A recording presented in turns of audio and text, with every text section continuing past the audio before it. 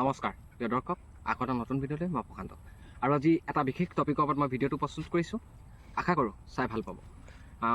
বন্ধুসকল, আমি বহুত দিনৰ পৰা ভাবি আহিছোঁ যে বৰ্তমান সময়ত যি বানপানী কালৰূপ ধাৰণ কৰা আপোনালোকে দেখিলে, ডাৱৰ বিস্ফোৰণৰ ধাৰা যে আমাৰ এই বানপানী হৈছে, সেই ডাৱৰ বিস্ফোৰণনো কি আৰু এই ডাৱৰ বিস্ফোৰণ কেনেদৰে হয় তাৰ বিষয়ে মই আজি ভিডিঅ'টো প্ৰস্তুত কৰিছোঁ।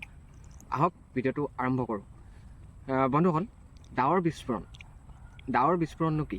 আচলতে এখন পাহাৰত যেতিয়া ডাৱৰ আহি খুন্দা মাৰে সেয়াই ডাৱৰ বিস্ফোৰণ নি? নহয়। আচলতে ডাৱৰ বিস্ফোৰণনো কি তাৰ ওপৰতে মই আজি আপোনালোকক গোটেই কথাবোৰ ক'ম। আৰু যদি আপোনালোকৰ ঘৰত সৰু ল'ৰা ছোৱালী আছে তেন্তে এই ভিডিঅ'টো তেওঁলোকলৈ প্ৰেৰণ কৰক। তেওঁলোকে বহুত জানিবলগীয়া কথা, আৰু বহুতে জানেও। যিসকলে জানে তেওঁলোকে তেওঁলোকৰ লগৰলৈ প্ৰেৰণ কৰক, তেওঁলোকে এই কথাষাৰ জানক।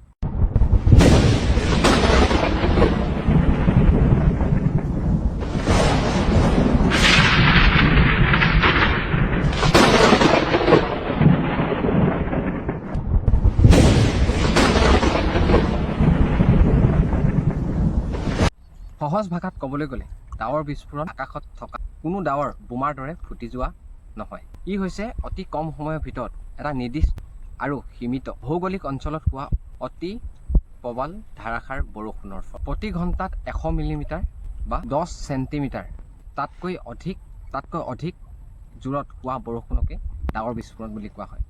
আচলতে মোক যেতিয়া কিছু ভাইটিয়ে সুধিছিলে যে দাদা, ডাৱৰ বিস্ফোৰণটো মানে কি? যে পাহাৰত ডাৱৰ খুন্দা খালে সেয়াই ডাৱৰ বিস্ফোৰণ বুলি কয় নি? আচলতে সেয়া কোনো ডাৱৰ বিস্ফোৰণ নহয়। আচলতে ডাৱৰ বিস্ফোৰণ এইটোৱেই, যি 100 মিলিমিটাৰতকৈ যদি অধিক বৰষুণ হয়, যে প্ৰবল বৰষুণ হয়, একেৰাহে বৰষুণ হৈ থকা যে দেখে, সেই তাকেই ডাৱৰ বিস্ফোৰণ বুলি কোৱা হয়। আচলতে তোমালোকে যদি ভুলকৈ ভাবি আছিলা, আজিৰ পৰা সেই ভুল ধাৰণাটো মই আঁতৰাবলৈ তোমালোকক চেষ্টা কৰিছোঁ।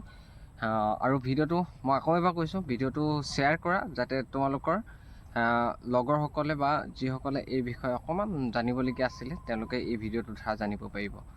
আৰু এনেকুৱা ধৰণৰ ভিডিঅ' চাই থাকিবলৈ মোৰ পেজখন ফ'ল' কৰক। আকৌ এটা নতুন ভিডিঅ'ত লগ পাম। ধন্যবাদ।